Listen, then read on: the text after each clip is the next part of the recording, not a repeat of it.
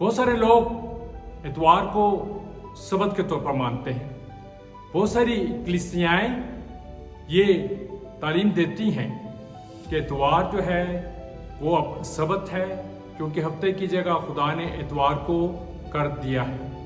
लेकिन न्यायनामा वहाँ पर ऐसी कोई तालीम मौजूद नहीं है जहाँ पर हम इस बात को ले सकें कि हाँ, हफ्ते की जगह अब इतवार सबत है।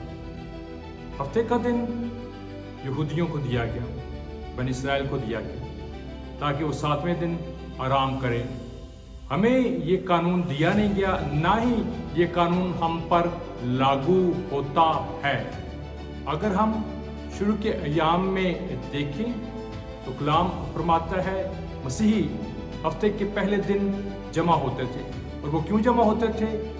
यीशु मसीह के जीवने की खुशी में। अच्छा है हम उसे अपनाए रखें। और जब कोई हमसे पूछे क्या इतवार सबत है, नहीं, इतवार सबत नहीं है, बल्कि इतवार जुबिलेशन डे है। यीशु मसीह के जी उठने का दिन। शुरू के अंदर ही कलीसिया पहले दिन को मनाती थी और हम भी संडे को बतौर जुबिलेशन डे मानते और मनाते हैं, ना कि इतवार सबत है। यीशु के नाम में आमीन।